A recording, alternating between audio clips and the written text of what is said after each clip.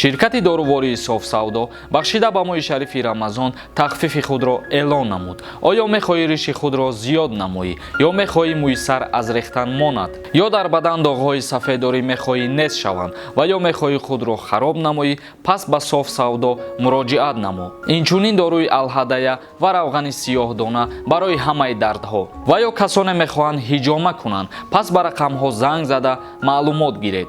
доставка ба ҳама шаҳрҳои федератсияи Россия ва берун аз Россия карда мешавад. дар ҳоле ки доруҳо фоидаи худро нарасонанд, пули шумо бозгардонида мешавад. дар ҳолати тамос гирифтан ҳатман аз номи юристиҷей муроҷиат кунед.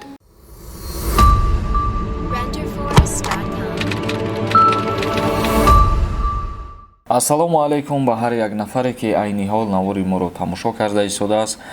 мавзӯи имрӯзаи мо дар бораи супориши Озода Раҳмон, яъне ки як ҳуқуқшинос ва як коршинос чандин рӯз пеш қабл як муроҷиатномае пешниҳод намуд барои пешгирӣ кардани сарбозшикор, яъне ки аблава, ва ӯ коршинос ҳуқуқшинос дар суханронии худаш қайд намуд ки коре ки анами шахсиятҳо ба амал меёранд, яъне аблава мекунанд, метавонад мутобиқи қонунгузории ҷумҳурии Тоҷикистон кодекси ҷиноятӣ дар моддаи одамрабоӣ дохил карда шавад ва гуфт ки ҳар як шахсияте ки ба ин кирдорҳо даст мезанад ва ин кирдорҳоро ба амал меёрад, бигзор аз назари қонун ба ҷавобгарии ҷиноятӣ кашида шаванд. ва пас аз ин навораҳо ва муроҷиатҳо Озода Раҳмон аз вазоратҳо ва додситонии кул хост далелҳои аблаваро санҷанд ва посух диҳанд.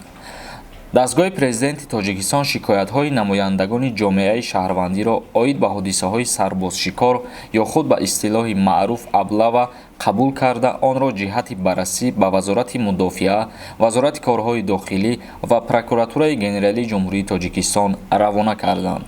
рӯзноманигор ва ҳуқуқшинос Раҷаби Мирзо яке аз ташаббускорони муроҷиате ки ба дастгоҳи президентии Тоҷикистон расид, ҷиҳати баррасӣ ба шумо сохторҳои марбута идора ирсол мегардад. дархост мекунем ки аз натиҷаҳояш ба дастгоҳ ва муаллифони муроҷиат хати маълумот дода шавад. гуфта мешавад дар санади ирсолӣ ба имзои муовини аввали раиси дастгоҳ Фирдавс Ҳаётзода.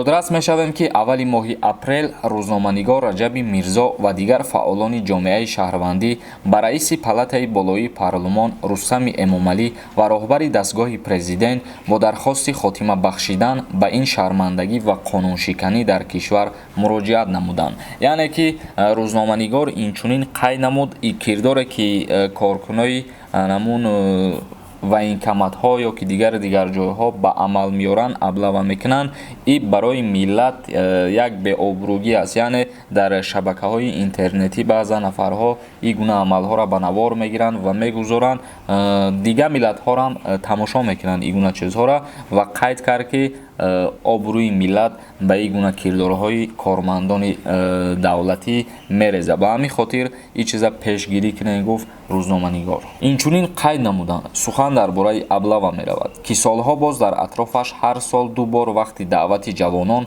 ба артиши миллӣ баҳсҳо сурат мегиранд. дуруст аст ки дар қонунгузории ҷумҳурии Тоҷикистон мафҳуме ба ин маъно вуҷуд надорад, аммо ҳолатеро ки ҳоло ҳаст ва мутаассифона авҷ мегирад, ҳуқуқшиносон ба банди вобаста ба одамрабоии кодекси ҷиноятии ҷумҳурии Тоҷикистон баробар медонанд, изҳор мешавад дар муроҷиат. яъне чӣ хеле ки мо пештар қайд намудем, гуфтем ки то ҳатто мумкин аст ки кирдоре ки ба амал меояд мутобиқи қонунгузорӣ ба моддаи одамрабоӣ дохил мешавад. ва инчунин қайд кардагӣ ҳастанд ки супориши Озода Раҳмон дар ин маврид дар соли 2013 хотиррасон мекард ки баъд аз он ҳукуматҳои маҳаллӣ василаҳои гуногунро пайдо карда буданд.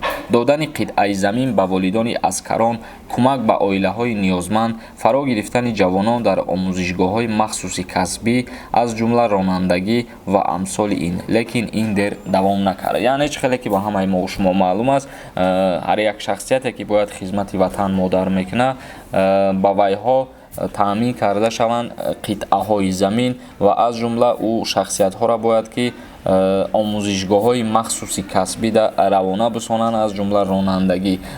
Ва як чизаш ҳозир ба чашм мерасад тамом, яъне шахсиятҳое ки дабраволна ба хоҳиши худшон ба хизмати ватан модар мераванд, ана ҳамин шахсиятҳо дар мактабҳои ронандагӣ мехонанд ва ҳуҷҷати ронандагишон метиҳанд. бародарони азиз, ҳамин буд як камтарак маълумот оиди мавзӯи имрӯза мо ба шумо расонидем ки супориши Озодараҳмон ба вазоратҳо ва додситонии куллӣ хост далелҳои аблаваро санҷанд ва посух диҳанд. интизор мешавем, агар ягон ахбороти нав дар ин маврид пешниҳод шид, ҳатман ки мо пешниҳоди шумо мегардонем. тамошобинони азиз, видеоро ҷамъбаст мекунем. видеоҳои нави моро интизор бошед ва дар канали юристи ҷои обуна шидана фаромӯш намекунем. худованд ҳамаи мо ва шуморо нигаҳбон бошад то барномаҳои нав.